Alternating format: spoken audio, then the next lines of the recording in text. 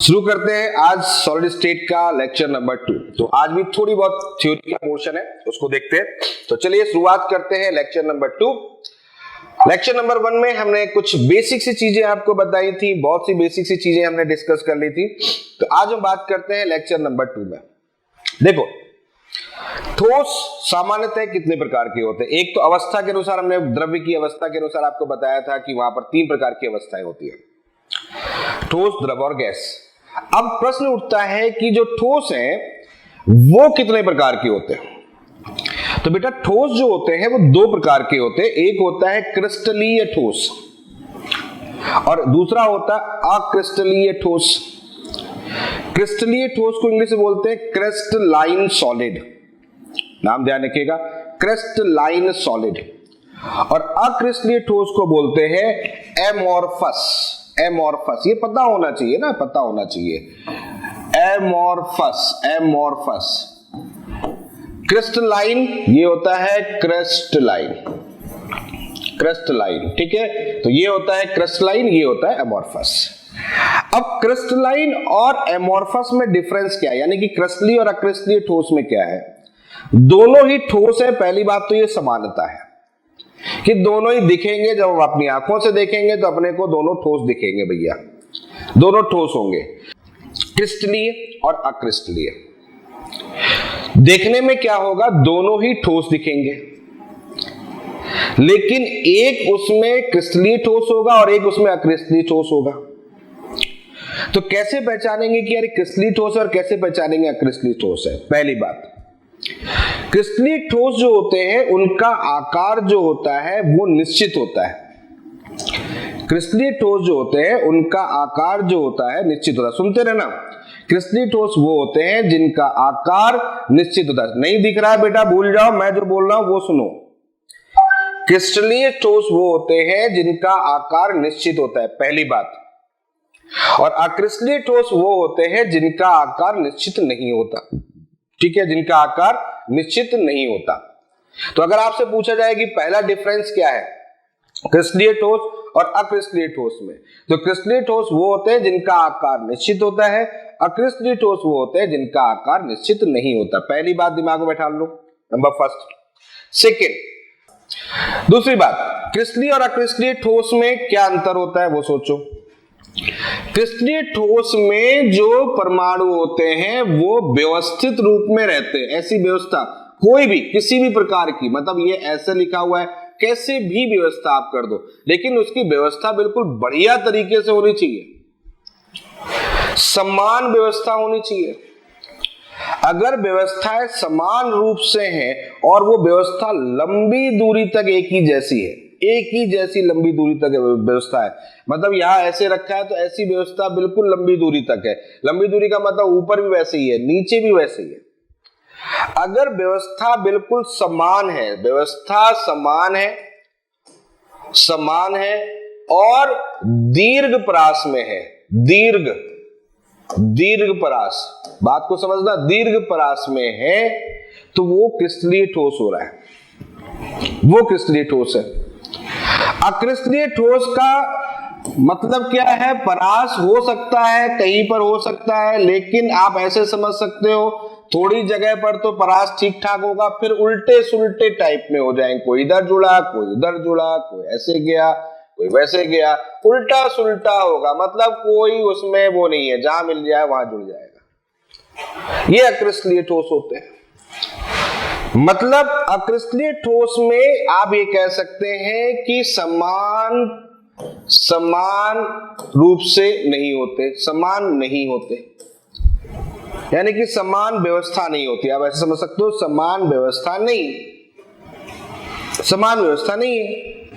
और दूसरी बात ये होती है कि ये अल्प परास वाले होते हैं। अल्प परास समझ रहे हो, अल्प परास का मतलब ये है कि जो समान व्यवस्था है वो बहुत ही, अगर कहीं पर हो भी गई समान व्यवस्था तो वह कुछ अल्प परास में होगी, यानी थोड़ी देर पे होगी, उसके बाद फिर बिगड़ जाएगा मामला, फिर उसके बाद में फिर सुधरेगा, फिर बिगड़ जाएगा, तो वो इरेगुलर फॉर्म होगा। इरेगुलर फॉर्म का मतलब वो प्रॉपर तरीके से नहीं होगा। तो ये इन दोनों में डिफरेंस है। पहली बात मैंने क्या कहा, फिर से बात करो, पहली चीज, क्रिस्टलीय ठोस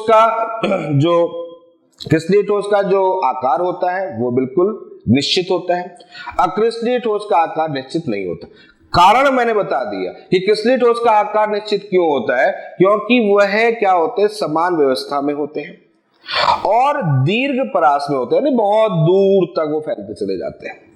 जबकि अक्रिस्टलीय ठोस में क्या होता है, वहां पर जो अरेंजमेंट होता है, जो व्यवस्था होती है वो असमान होती है, और अगर कहीं पर समान हो भी गई तो थोड़ी देर के लिए थोड़ी जगह पर समानता होगी, फिर वो बिगड़ जाएगा।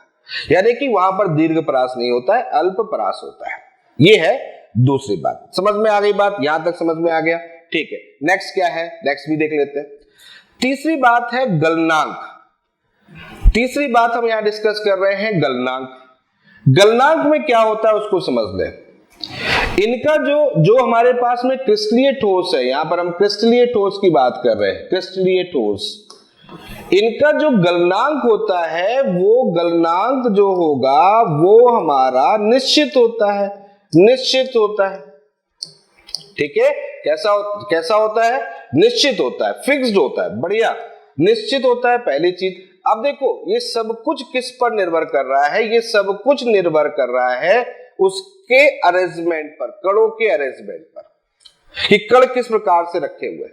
अगर सब कुछ व्यवस्था बहुत बढ़िया है, सब कुछ बहुत बढ़िया है, तो सब कुछ बहुत अच्छा होगा, और व्यवस्था में ही गड़बड़ी है तो सब गड़बड़ हो जाएगा, ऐसे मान के चलो। तो यहां पर जो गलनांक होता है वो कैसा होता है?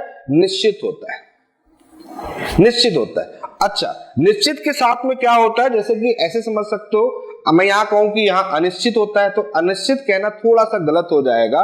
अनिश्चित तो नहीं कह सकते, हाँ मैं ये कह सकता हूं कि एक परास में होता है। परास मतलब रेंज, एक रेंज में होता है, ऐसे मान के चलो, ऐसे मान के चलो। आपके पास में कोई एक क्रिस्टल है और इस क्रिस्टल का मेल्टिंग पॉइंट गलनांक 50 डिग्री है।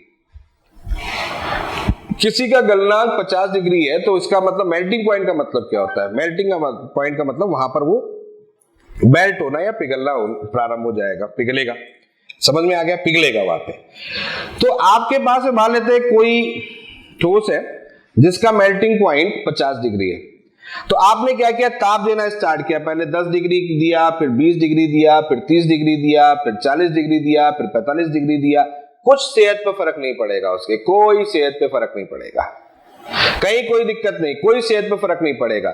लेकिन जैसे ही 50 डिग्री होगा वैसे ही वो पिघल जाएगा, वैसे ही वो पिघल जाएगा। ठीक है, जैसे ही 50 डिग्री होगा वो पिघल जाएगा, ये खासियत है उसकी। लेकिन अगर उसकी जगह पर अक्रिस्टलीय ठोस ले लो, अक्रिस्टलीय ठोस ले लो, तो अक्रिस्टलीय ठोस अगर हमने जो लिया, मान लेते हैं ये अक्रिस्टलीय ठोस, इसका भी मेल्टिंग पॉइंट अगर मैं कहता हूं कि 50 डिग्री है, और आपने 10 डिग्री बढ़ाया, 11 बढ़ाया, 20 बढ़ाया, 25 बढ़ाया, 30 बढ़ाया, 35 बढ़ाया, तो जैसे ही 50 डिग्री के पहले, मतलब 50 डिग्री से पहुंचने से पहले 40 आएगा, 42 आएगा, 45 आएगा, तो वो वहीं से प्रारंभ हो जाएगा, मतलब वो वहीं से पिघलना स्टार्ट हो जाएगा। 50 पहुंचने से पहले ही थोड़ा थोड़ा पिघलना स्टार्ट हो जाएगा। क्लियर है? समझ में आ गया? तो यहां पर इसका अगर मेल्टिंग पॉइंट देखा जाए तो इसका मेल्टिंग पॉइंट हम ये बोलेंगे, यार मेल्ट होना तो भैया ये तो 50 तो अपन ने बोला था, लेकिन 50 से तो पहले ही पिघलना स्टार्ट हो गया, तो मान लेता हूं वो 45 से पिघलना स्टार्ट हो गया, मान लिया।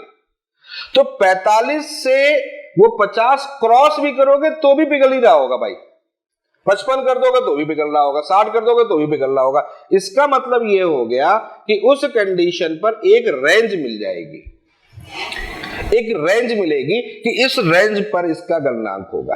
तो इसका गलनांक निश्चित नहीं हो पाएगा। हमने माना था 50 गलनांक निश्चित होना चाहिए था, लेकिन निश्चित नहीं होगा, एक रेंज में होगा। अब 45 भी हो सकता है, उसको 50 ही बोल सकते हैं, कुछ लोग उसको 55 भी बोल देंगे, कुछ लोग उसको 60 ही बोल देंगे, क्योंकि सभी जगह पर एक ही प्रकार की प्रक्रिया हो रही है। तो ये होता है अक्रिस्टलीय ठोस में, ये अंतर होता है। क्रिस्टलीय ठोस में फिक्स है मामला भैया, 50 मतलब पिघलना, ये दोनों में डिफरेंस है। इसलिए कहते हैं कि जो क्रिस्टलीय ठोस है उनका गलनांक निश्चित होता है, और जो अक्रिस्टलीय ठोस है उनका गलनांक निश्चित नहीं होता।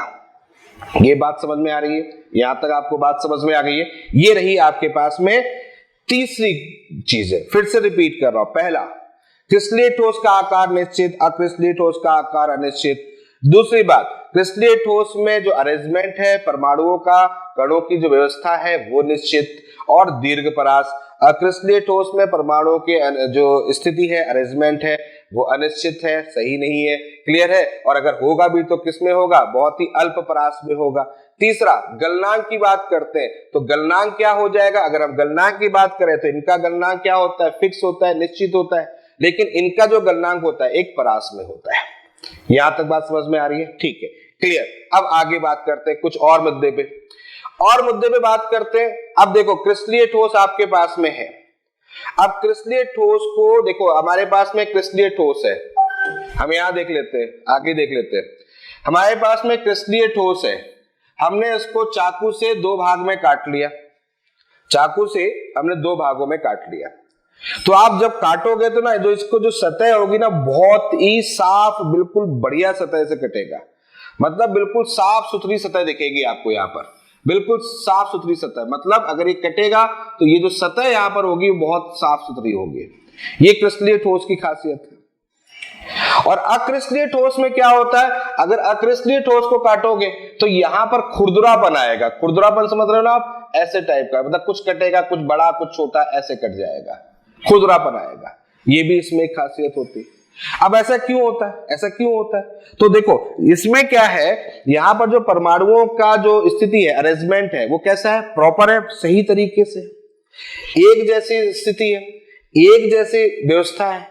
तो यहां पर तो आप जब कट करोगे तो एक अरेंजमेंट के साथ कट होगा। जैसे यहां पर अगर आपने कट किया, मैंने कहा यार यहां पर मुझे लाइन खींचनी है, तो यहां से लाइन खींच दी आपने, एक लाइन ऐसी खींची कि ऊपर वाले परमाणु एक तरफ और नीचे वाले परमाणु एक तरफ, इस तरह से हो गए।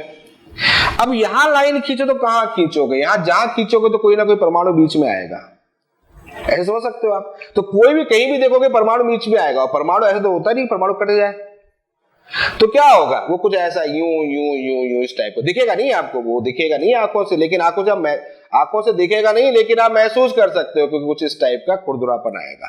तो ये भी एक इसमें खासियत होती है, ये भी इसमें एक दिक्कत होती है। ठीक है, और बताता हूं और क्या होता है। और एक चीज और होती है जो सबसे महत्वपूर्ण बात है, वो होती है दैसिकता प्रकृति। दैसिकता प्रकृति को मैं समझा रहा हूं, दैसिकता प्रकृति को मैं समझा रहा हूं। दैसिकता प्रकृति क्या होती है उसको समझ लें। दैसिकता प्रकृति, इसको समझना बहुत इंपॉर्टेंट है। दैसिकता प्रकृति बहुत इंपॉर्टेंट है, क्योंकि ये जान है, ये जान है क्रिस्टलीय और अक्रिस्टलीय ठोस के अंतर का। तो कैसे होती है दैसिकता प्रकृति? देखिए, दो चीजें होती है, एक होता है समदैसिक, दैसिक, और एक होता है विषमदैसिक। ठीक है, विषमदैसिक। समदैसिक को बोलते क्या है?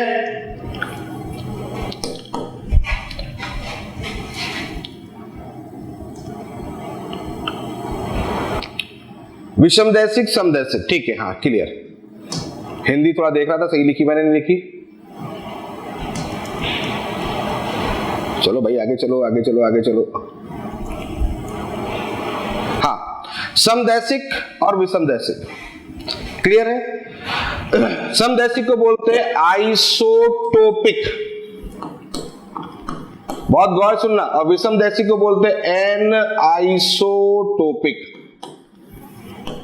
अब देखो इन दोनों में अंतर, इसका मतलब क्या होता है?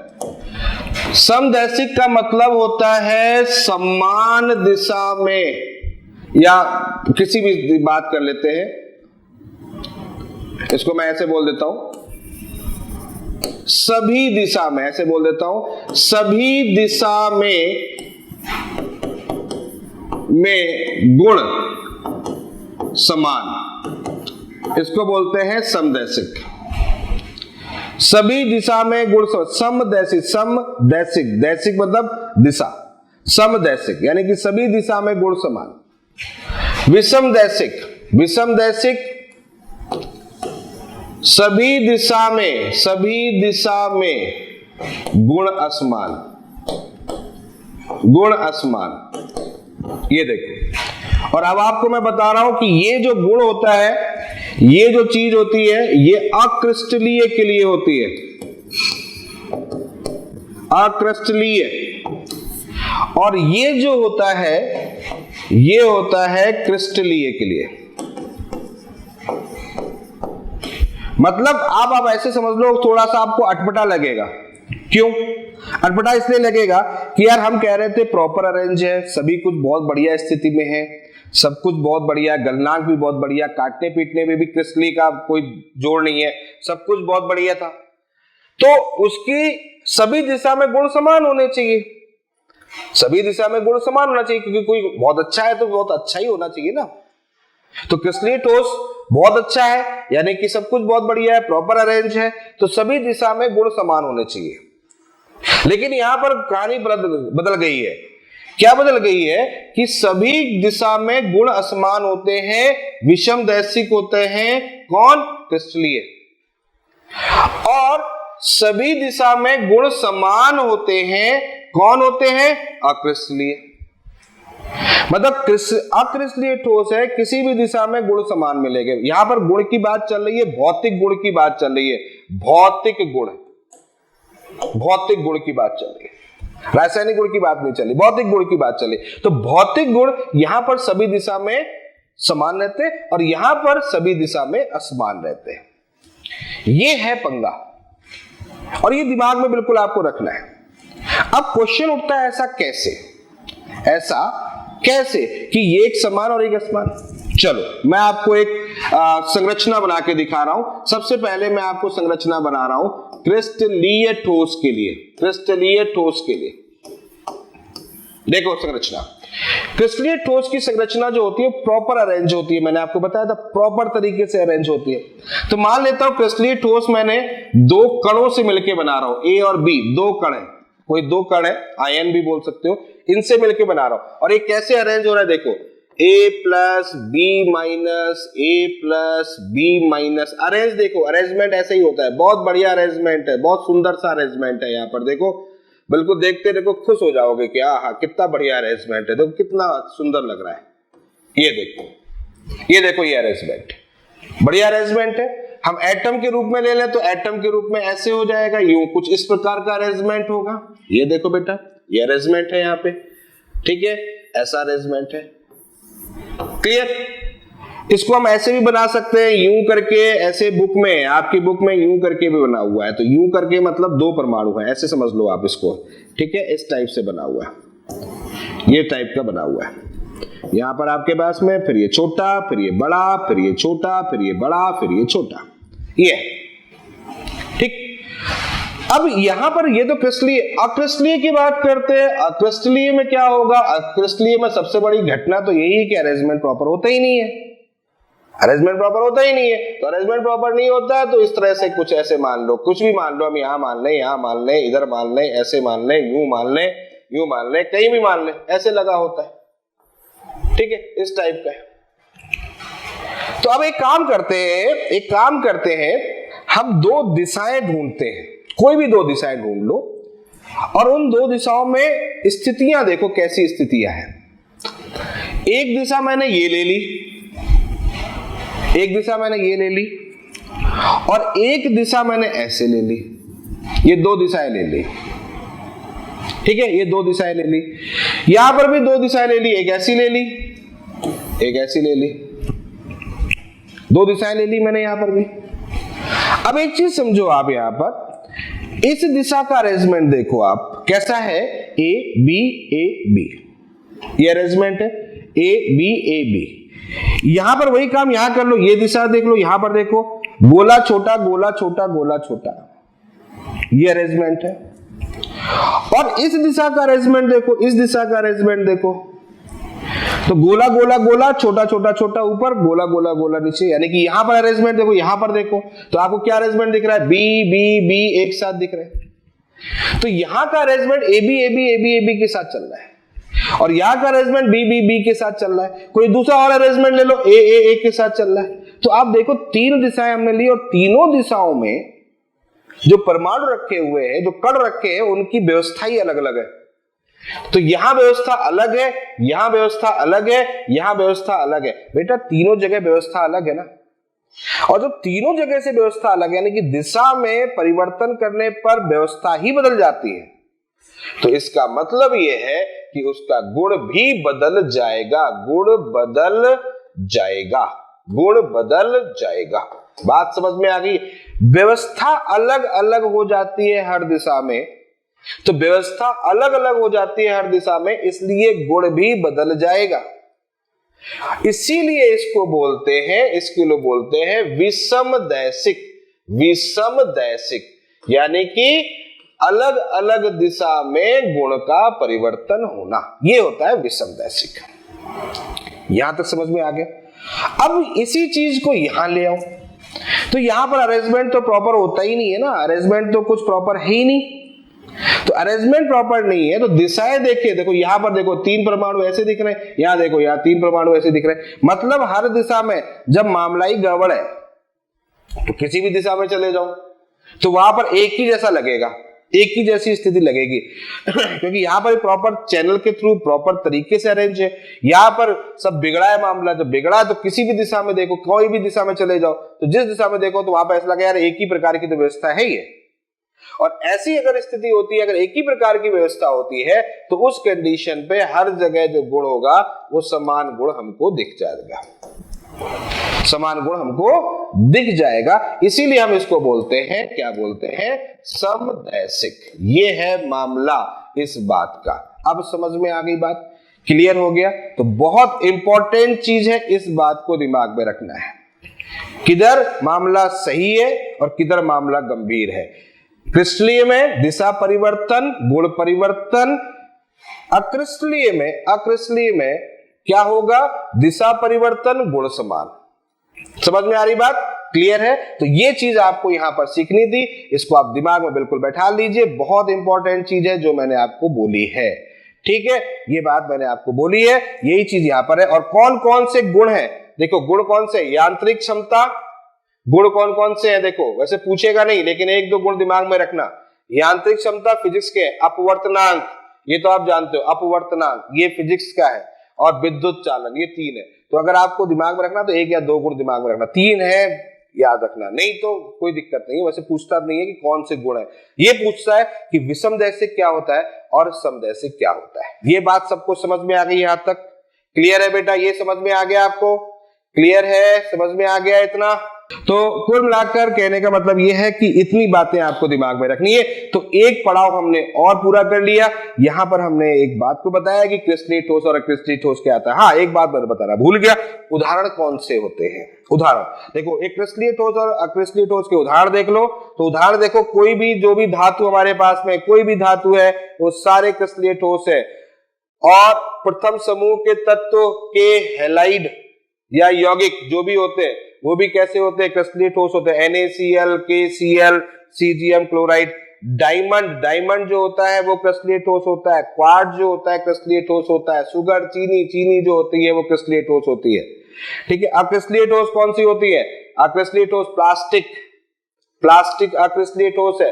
रबर अक्रिस्टलीय ठोस है। रबर दिमाग में रखा है, रबर अक्रिस्टलीय ठोस है। और शीशा कौन सा शीशा? मिरर, ग्लास मतलब ग्लास, कांच। हिंदी में क्या बोलेंगे उसको? कांच। सबसे बढ़िया एग्जांपल कांच है। कांच जो है अक्रिस्टलीय ठोस है। और आपको पता होगा कांच जो होता है क्या होता है? सुपर कूल्ड लिक्विड होता है। सुपर कूल्ड लिक्विड पढ़ते हैं ना, उसको क्या बोलते हैं? सुपर कूल्ड लिक्विड, यानी कि अति शीतलन द्रव। हाँ सही है, अति शीतलन द्रव होता है। क्या होता है उसको? भाई बहुत ही लो टेम्परेचर पर जाकर क्या करते हैं? वो होता है द्रव के रूप में होता है, लेकिन बहुत लो टेम्परेचर पर जाकर क्या करते हैं? उसको ठंडा करते हैं, जिसके कारण से ठोस रूप में प्राप्त हो जाता है। थोड़ा सा गर्म करोगे तो क्या हो जाता है? पिघल जाता है, पता ही होगा आपको। तो ये इसके एग्जाम्पल थे। अब हम बात करते हैं अगले मुद्दे पर, और अब आप बिल्कुल दिमाग में थोड़ा सा जोर डालेंगे। और अब हम आपको कुछ और बातें सिखाने जा रहे हैं। बहुत छोटी छोटी बातें हैं लेकिन महत्वपूर्ण बात अब यहां से प्रारंभ हो जाएगी। 3 शब्द हैं, 3 शब्दों को मैं समझाने जा रहा हूं।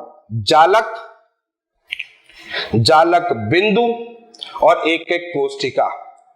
3 शब्द, इन 3 शब्दों का मतलब क्या है पहले तो ये जान लो, क्योंकि जब तक इन शब्दों का मतलब नहीं पता होगा तब तक फिर चीजें हाथ में नहीं आएंगी। जालक, जालक बिंदु और एक एक कोष्ठिका। इसको मैंने कुछ पिक्चर से आपको समझाने की कोशिश की है। देखो इस पिक्चर में, ये आपको दिख रही होगी, एक बड़ी सी बिल्डिंग बनी हुई है, बहुत बड़ी बिल्डिंग है, ठीक। इसके आगे भी बिल्डिंग है, इसके पीछे बिल्डिंग है, और बिल्डिंग ही बिल्डिंग है, बहुत बड़ी अपार्टमेंट, बहुत बड़ी बिल्डिंग है। अच्छा, ये बिल्डिंग किस चीज की होगी? नेचुरल सी बात है, बिल्डिंग जो होगी वो फ्लैट्स की होगी, बिल्कुल है, फ्लैट की होगी, बहुत से फ्लैट होंगे। और मान लेता हूं कि इस बिल्डिंग में जो भी फ्लैट यहां पर हैं वो सब एक ही जैसे हैं। देखो ये है फ्लैट, ये फ्लैट की फोटो है, अगर दिख रही है ठीक है, नहीं तो कोई बात नहीं। फ्लैट की फोटो, यानी कि फ्लैट जो है वो एक ही जैसे, एक ही जैसे, यानी कि ये बिल्डिंग इन फ्लैटों से मिलके बनी हुई है। ये बिल्डिंग इन फ्लैटों से, इन जैसे समान आकार के फ्लैटों से मिलके बनी हुई है। या ये कह सकते हैं इस बिल्डिंग का एक छोटा सा भाग ये फ्लैट है। तो बिल्डिंग जो होती है, यानी कि बड़ा जाल, इसको हम केमिस्ट्री में बोलेंगे बड़ा जाल, जो बड़ा जाल होता है वो होता है, उसको बोलते हैं हम लोग जालक। जो बड़ा सा जाल होता है, जाल, बड़ा सा जाल, उसको बोलते हैं जालक। और उसका एक छोटा सा जो भाग होता है उसको हम लोग बोलते हैं एकक कोष्ठिका। एकक कोष्ठिका, एकक कोष्ठिका, जिससे मिलके वो बना होता है। 2 बातें यहां पर दिमाग में रखनी होगी। एकक कोष्ठिका जो है वो इसका छोटा रूप है, मतलब इसमें अंदर ये प्रेजेंट है, और ये ही है, ऐसा नहीं है कि एक 2 BHK तो एक 3 BHK, एक 4 BHK, एक 1 BHK, तो वो एकक कोष्ठिका होगी। नहीं नहीं, एकक कोष्ठिका मतलब होता है एक जैसे ही होने चाहिए, एक जैसे होने चाहिए, मतलब इसमें जिस प्रकार के है, जिस प्रकार के जो भी फ्लैट है वो सब एक जैसे होने चाहिए, तभी वो एकक कोष्ठिका कहलाएगा। अगर यहाँ 2-3 प्रकार के हो गए तो फिर वो एकक कोष्ठिका नहीं कहलाएगा, फिर वो शब्द ही प्रयोग नहीं करते, और ऐसा जालक हम लेते भी नहीं है जिसमें 2-4 अरेंजमेंट हो जाए। ये बात भी ध्यान रखिएगा केमिस्ट्री में, ठीक है। तो एक एक कोष्ठिका यहां पर वो जो इसके जैसा हो। और तीसरी बात एक आती है जालक बिंदु। जालक बिंदु का मतलब ऐसे मान के चलो कि आपके पास फ्लैट है, तो फ्लैट के 4 कोने, 4 कोने हैं, 4 कोने, ये 4 कोने हैं, हम मान के चलते। ये 4 कोने पे जब आपने हवन कुंड किया होगा, जब लेके आते, तो आप जानते हो पंडित जी एक काम करते हैं, कभी आपने देखा होगा, कभी कोई नई बिल्डिंग में या कहीं किसी जगह पे करते हैं, तो वो क्या करते हैं, उसमें कुछ बांधते हैं। तो क्या करते हो, 4 कोने, पंडित जी आते बोले 4 कोने, एक काम करो, चारों कोनों पे कील ठोक दो, जो भी होता होगा उनका, ठीक है। मेरे उसमें भी ऐसे किया था उन्होंने कि 4 कोने ढूंढे और उसमें कील ठोक दी। तो क्या होता है वो जाने, वही बता सकते हैं। तो वो जो 4 कोने पर जो कील ठोकी है ना, यानी कि 4 जो है, ये जो जगह है, कोने हैं, ये जो होते हैं ये जालक बिंदु होते हैं। यानी कि जहां पर हम बताते हैं कि यहां पर ये चीज है, जहां पर ये चीज है, यानी जहां पर हम, अब केमिस्ट्री की लैंग्वेज में कैसे बात करें, तो केमिस्ट्री की लैंग्वेज में ऐसे बात करो जहां पर परमाणु उपस्थित होते हैं। तो हमने 4 कोनों पर परमाणु रख दिए, ये 4 कोनों में परमाणु रख दिए, तो जहां पर परमाणु उपस्थित होते हैं, जहां पर कण उपस्थित होता है, वो जो होता है वो होता है जालक बिंदु। तो मुझे लगता है आप तीनों बातें आपके दिमाग में बिल्कुल बैठ गई होंगी। तो यही चीज देखो, मैंने यहां पर एक घनीय संरचना का दिखा रखा है, तो अगर दिख रहा है ठीक है, बड़ा सा घनीय संरचना है, और उस घनीय संरचना के अंदर एक छोटा सा घन दिख रहा है, छोटा सा घन दिख रहा है। तो ये छोटा सा जो घन आपको यहां पर दिख रहा है, यही घन जो है, यही एकक कोष्ठिका है। और इन बहुतों के घनों से मिलके, इन बहुतों के घनों से मिलके एक बड़ी सी संरचना जो तैयार हो रही है वो कहलाती है जालक। और ये क्या कहलाता है, ये कहलाता है एकक कोष्ठिका, एकक कोष्ठिका। और इसके जो कोने हैं जहां परमाणु रखा होगा या किसी भी स्थिति में रखा होगा, तो मैं बताऊंगा आपको कहां पर रखा जा सकता है। तो जिस स्थिति में परमाणु रखा जाएगा, जिस जगह पर परमाणु रखा जाएगा, वो होगा जालक बिंदु। ये रही आपके पास में एक छोटी सी इंफॉर्मेशन, इसको दिमाग में रखना है, ठीक है। अब चलते हैं आगे, अगले पेंट पे चलते हैं। अब हम आपको सिखाते हैं कि क्रिस्टलीय जो हमारे पास में होते हैं, क्रिस्टलीय निकाय वो कितने प्रकार के होते हैं। क्या सिखा रहा हूं मैं आपको कि क्रिस्टलीय निकाय कितने प्रकार के होते हैं। तो अब आपको बता रहा हूं, देखो हमको पढ़ना है क्रिस्टलीय ठोस, हमको अक्रिस्टलीय ठोस नहीं पढ़ना है, हमको सिर्फ पढ़ना है क्रिस्टलीय ठोस। तो मैं आपको बताता हूं क्रिस्टलीय ठोस कितने प्रकार के होते हैं। क्रिस्टलीय ठोस होते हैं 7 प्रकार के। कितने प्रकार के? 7 प्रकार के क्रिस्टलीय ठोस होते हैं। ठीक है, तो चलो एक एक क्रिस्टलीय ठोस मैं आपको बताता हूं कितने प्रकार के क्रिस्टलीय ठोस हमारे पास में है। तो सबसे पहले हमारे पास में जो क्रिस्टलीय ठोस है वो है घनीय, क्यूबिक। इसको हम लोग क्या बोलते हैं? क्यूबिक, घनीय क्रिस्टलीय ठोस। घन तो जानते हो आप लोग अच्छी तरीके से, घन का मतलब क्या होता है? घन का मतलब क्या होता है? घन का मतलब होता है घन है, यही होता है। हाँ, अरे यही होता है। घन का मतलब क्या होता है? एक ऐसा जिसकी लंबाई चौड़ाई ऊंचाई, लंबाई चौड़ाई ऊंचाई क्या हो जाए? बराबर हो जाए। Very good. जिसकी लंबाई चौड़ाई ऊंचाई जो है वो बराबर हो जाए। बराबर हो जाए मतलब देखो ये जैसे हमारे पास में ये घन है, ये घन दिख रहा है हमको। अच्छा, सब कुछ जो भी होंगे वो किसमें होंगे? 3D में होंगे। किसमें होंगे? 3D में होंगे। तो यहां पर हमें अगर बात करें तो घन की लंबाई चौड़ाई ऊंचाई दिखानी है। देखो ये है हमारा A, या इसको ऐसे भी समझ सकते हो, मान लेते हैं ये एक्स एक्सिस है, ऐसे भी समझ सकते हो। ये क्या है? वाई एक्सिस है। ये क्या है? जेड एक्सिस है। क्लियर है? एक्स वाई जेड तीनों है। Clear? X axis, Y axis और जेड एक्सिस तीनों है। तो यहां पर अगर हम बात करें, देखो ये ए लेंथ हो गई, ए लंबाई हो गई, ये बी लंबाई हो गई, ये सी लंबाई हो गई। आप जिस कमरे में बैठे होगे वो भी लगभग घन की तरह से दिख रहा है। लगभग बोला मैंने, लगभग इसलिए बोला कि जरूरी नहीं है कि घन होगा, लेकिन ऐसा प्रतीत हो रहा है कि घन है। मान के चलो घन है, तो घन है, तो अगर घन बोल रहे हैं तो इसका मतलब पहले दिमाग में क्या रखना है? लंबाई चौड़ाई ऊंचाई बराबर होनी चाहिए, पहली चीज। और दूसरी बात है एंगल, कोण। कितने कोण होंगे? 3 कोण, 3 लंबाई 3 कोण 3D में होता है। 3D में अगर कोई चीज रखी जाएगी, 3 लंबाई 3 एज लेंथ जिसको बोलते हैं हम लोग, ठीक है, और 3 जो होंगे वो होंगे कोण। तो कोण की बात अगर हम बात करेंगे तो कोण देखो, एक अल्फा कोण होता है, एक बीटा कोण लेते हैं, एक गामा कोण लेते हैं। अच्छा ये भी ध्यान रखो, अल्फा बीटा गामा किसके रिस्पेक्ट में लेते हैं? गड़बड़ी कर देते हैं लोग। देखो कैसे समझो, ए के सामने जो कोण होगा वो अल्फा होगा। इसमें गड़बड़ी हो जाती है लोगों की, कहीं भी अल्फा बीटा गामा रखते हैं ना, ऐसा नहीं करना है। ए के सामने अल्फा, बी के सामने बीटा और सी के सामने गामा। ठीक, अल्फा बीटा गामा ऐसे रखना है। तो तीनों कोण बराबर होते हैं। ये देखो तीनों कोण बराबर होते हैं, ए बराबर बी बराबर सी, अल्फा बीटा गामा बराबर 90।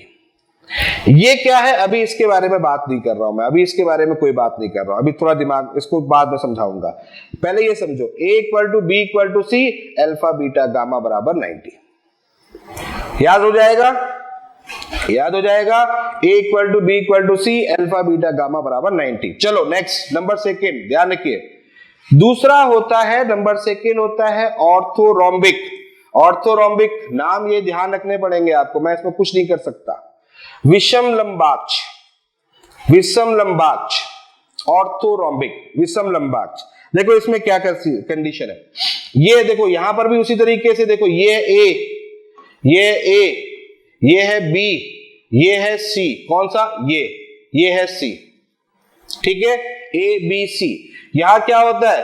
तीनों ए बराबर बी नहीं है, बराबर सी नहीं है। विषम लंबाक्ष, नाम से दिख रहा, विषम मतलब असमान, मामला गंभीर, सब समान नहीं है। विषम लंबाक्ष मतलब तीनों जो है वो अनइक्वल हैं, तीनों अनइक्वल हैं। A does not equal to B, does not equal to C, ऐसे पढ़ते हैं अपन इसको।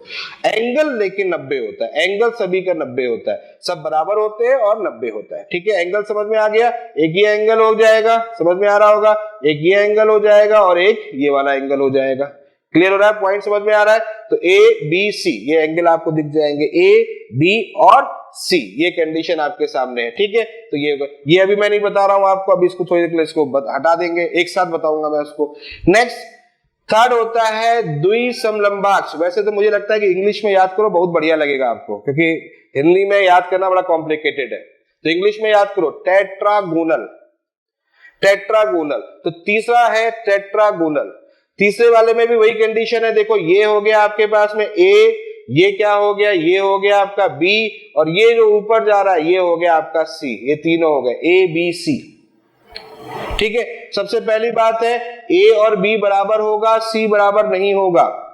यहां लिख दे रहा हूं, ए बराबर बी बराबर नहीं है सी के, ए बराबर बी बराबर नहीं है सी के। घनी निकाय के सर उदाहरण क्या होगा? बेटा घनी निकाय तो अभी बहुत दूर है बेटा, अभी इतनी जल्दी कहां से आ रहे हो, वेट करो, थोड़ा सा वेट करो, बताते हैं सब। ए बराबर B does not equal to C, clear. ये एंगल यहां पर तीनों के एंगल कैसे होंगे, अल्फा बीटा गामा कैसे होंगे, 90 होंगे। ठीक, ये कंडीशन यहां पर रहती है। अभी इसके बारे में डिस्कस नहीं कर रहे हैं, इसको मैं आगे सिखाऊंगा कैसे होता है। नेक्स्ट एकंताक्ष, एकंताक्ष मोनोक्लिनिक, मोनो एक मोनो का मतलब एक, एकंताक्ष मोनोक्लिनिक। मोनोक्लिनिक में भी वही कंडीशन है, तीनों है ए बी सी, तीनों कंडीशन है। देखो ये हो गई लेंथ आपके पास में ए, ये लेंथ हो गई आपके पास में बी, ये लेंथ आपके पास में हो गई सी। तीनों लेंथ आपको यहां पर दिख रहा है। अल्फा बीटा गामा फिर वही कंडीशन है, अल्फा बीटा गामा। ये देखो ये अल्फा कर दिया, ये बीटा कर दिया, ये गामा कर दिया। ठीक है, और यहां पर देखो क्या होता है, सबसे बड़ी बात है यहां तीनों की लेंथ इक्वल नहीं होती है। ये देखो A does not equal to B does not equal to C. Angle में दो एंगल अल्फा और गामा, यानी कि आप ये अल्फा और ये गामा, ये अल्फा और ये गामा। ठीक है, दो एंगल जो है वो 90 है, तीसरा बीटा 90 नहीं है, यानी कि थोड़ा सा झुका हुआ होगा। ठीक है, थोड़ा सा झुका हुआ होगा, तो 90 नहीं है, तो तीसरा 90 नहीं है। अल्फा गामा 90 है, बीटा 90, अल्फा गामा 90 है, बीटा 90 नहीं है। नेक्स्ट आगे बात करते हैं, अगला है त्रिंताक्ष। त्रिंताक्ष, त्रिन ट्राई, ट्राई से ले लो ट्राई, तो वहां पर देखा मोनोक्लिनिक, तो यहां क्या हो गया ट्राइक्लिनिक, ट्राइक्लिनिक। अब ट्राइक्लिनिक में भी क्या है, वही कंडीशन है। ये देखो ए है, ये देखो ये बी है, ये देखो सी है, ये तीनों हो गए ए बी सी। ठीक, ए बी सी ये तीनों हो गए।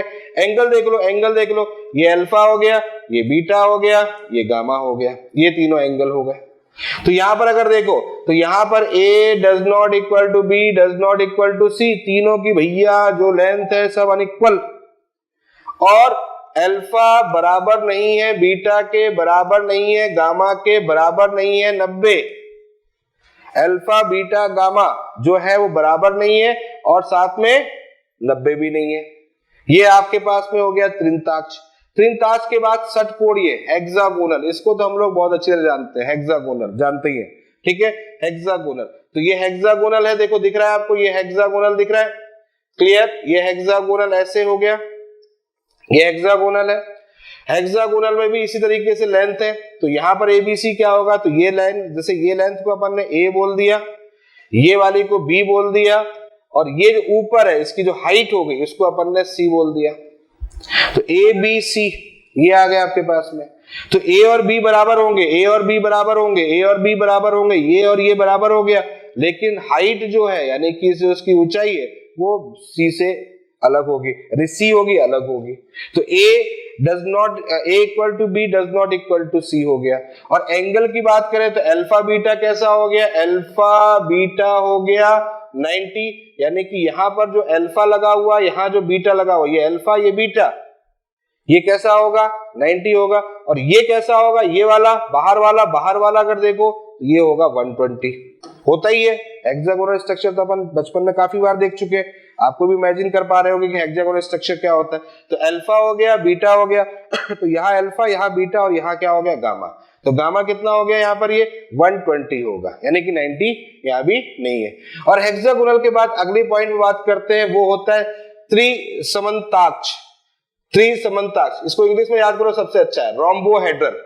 रोम्बोहेड्रल, ठीक है। रोम्बोहेड्रल कैसा होता है, कुछ इस टाइप का स्ट्रक्चर होता है। कुछ स्ट्रक्चर हो सकता है मैच ना कर पा रहे हो, लेकिन वो कोई दिक्कत नहीं, वो डायग्राम बने हुए हैं तो थोड़ा बहुत ऊपर हो ही जाता है।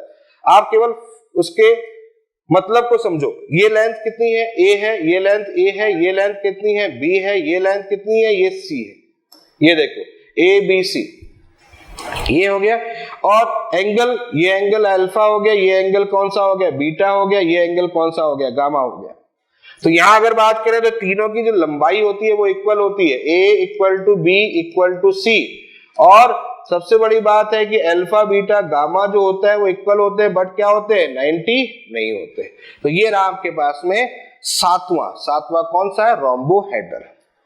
तो कुल मिलाकर हमने आपको यहां पर 7 बताए हैं क्रिस्टलीय संरचना, 7 क्रिस्टलीय संरचना है, cubic, orthorhombic, tetragonal, monoclinic, triclinic, hexagonal, rhombohedral. फिर से रिपीट कर रहा हूं, इंग्लिश में रिपीट कर रहा हूं, क्यूबिक, ऑर्थोरोम्बिक,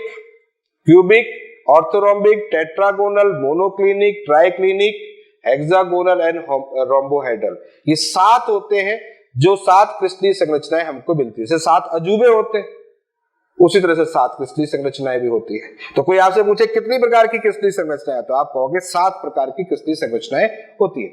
अब वो 7 प्रकार की जो क्रिस्टलीय संरचनाएं हैं उसको मैंने टेबल के रूप में आपके सामने रख दिया है, टेबल के रूप में आपके सामने रख दिया है। देखो सबसे पहला हमारा घनी है, फिर कौन सा है, ऑर्थोरोम्बिक है, फिर टेट्रागोनल है, फिर मोनोक्लिनिक है, फिर ट्राइक्लिनिक है, फिर हेक्सागोनल है, और फिर हमारे पास में रोम्बोहेड्रल है।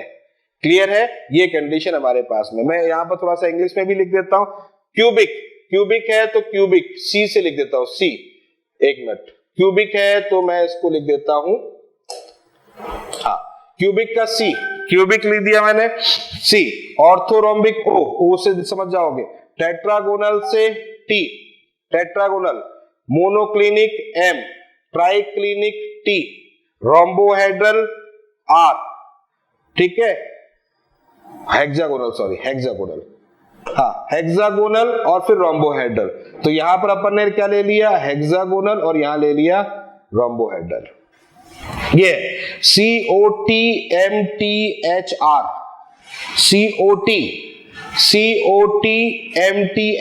ये है।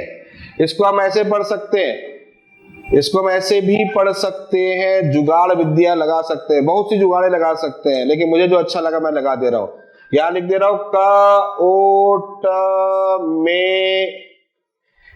ओट में टाई है रखी, काओट मतलब कोट, तो काओट लिख दिया, उसको लिख दिया काओट, कोट भी बोल सकते हैं, कोट का ही काओट फॉर्म है। तो कैसे लिखा, देखो काओट लिखा, काओट का मतलब समझ लो कैसे मैंने इसको जुगाड़ लगाया है, जुगाड़ है ये, तो इससे अच्छा जुगाड़ भी आपके पास आ सकता है। काओट में टाई है रखी, याद हो जाएगा। तो काओट में टाई है रखी, यानी कि आप इसको और भी कोई जुगाड़ लगा सकते हो, जो बढ़िया जुगाड़ है आपके पास में, हमसे अच्छा जुगाड़ आपके पास में, तो आप उसको लगा सकते हो। याद रखना है आपको, क्या रखना है, cubic, orthorhombic, tetragonal, monoclinic, triclinic, hexagonal and rhombohedral. चलो मैं इसको थोड़ा सा याद करने का तरीका भी आपको बता देता हूं, क्योंकि इसमें सबसे बड़ी दिक्कत क्या होती है, मैं याद नहीं रहता।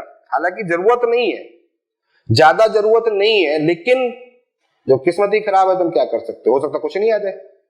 आया एग्जाम वगैरह में तो आया है, मतलब जेई में आ गया, नीट में आ गया, उसमें तो एग्जाम में आ गया, हो सकता आ जाए। जो चलो ट्राई करते हैं, कैसे इसको याद करते हैं। देखो इसको पहले मैं एबीसी मतलब लेंथ की बात करता हूं, तो लेंथ की बात आपको सिखा रहा हूं। देखो पहला जो आपके पास में क्यूबिक है, पहला जो क्यूबिक है उसकी लेंथ क्या है, a equal to B equal to C, equal है a equal to B equal to C, पहले वाले की।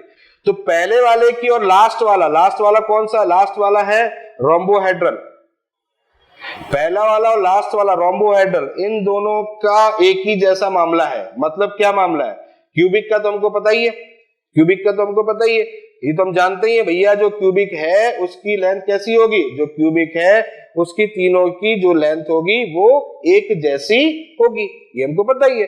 तो यहां पर एबीसी एक जैसा होगा, यानी कि पहला लास्ट, बताओ कवोट का सी और रखी का आर, सी और आर एक जैसा है, दोनों बराबर है, पहली चीज। दूसरी चीज दूसरे नंबर में तीनों, देखो पहले में तीनों समान, दूसरे नंबर में तीनों असमान, दूसरे नंबर पर तीनों असमान। अब दूसरे नंबर पर तीनों असमान कहां पर है, देखो दूसरे नंबर में है, फिर चौथे नंबर पर है, फिर पांचवें नंबर पे है। क्या कहा, दूसरा चौथा पांचवा, दूसरा चौथा पांचवा, दूसरा चौथा पांचवा, मतलब 245, दूसरा चौथा पांचवा में तीनों असमान होंगे।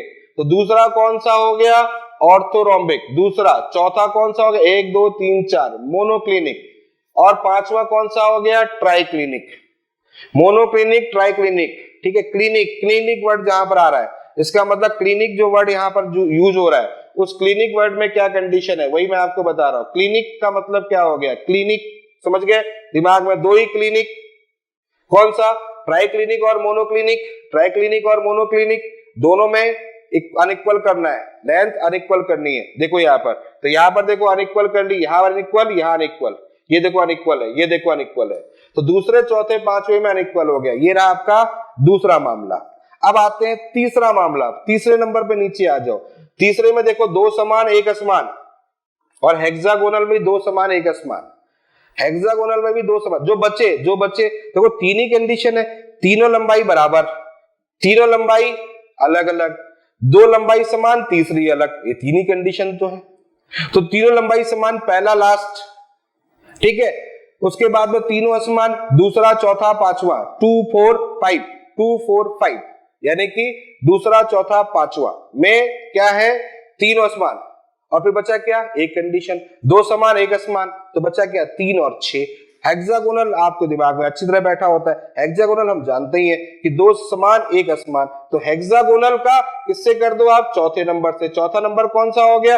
ये आपका द्विसमलंबाक्ष हो गया। बस सिंपल सी बात है। ये रहा पहला जुगाड़, जिसमें अपन ने डिस्कस क्या कर लिया? पहले जुगाड़ में अपन ने क्या डिस्कस कर लिया? पहले जुगाड़ में अपन ने डिस्कस कर लिया कि क्या होगा। फिर से रिपीट कर रहा हूं, एक साथ एक और सातवां नंबर, ए बराबर बी बराबर सी, यही याद हो जाना चाहिए। 2 4 6 245, तीनों अनइक्वल भैया, तीनों अनइक्वल। और बचा क्या आपका? 3 और 6, 3 और 6 बचा। 3 और 6 में क्या होगा? 2 इक्वल, एक अनइक्वल। ये रही आपकी लेंथ की बात, लंबाई की बात।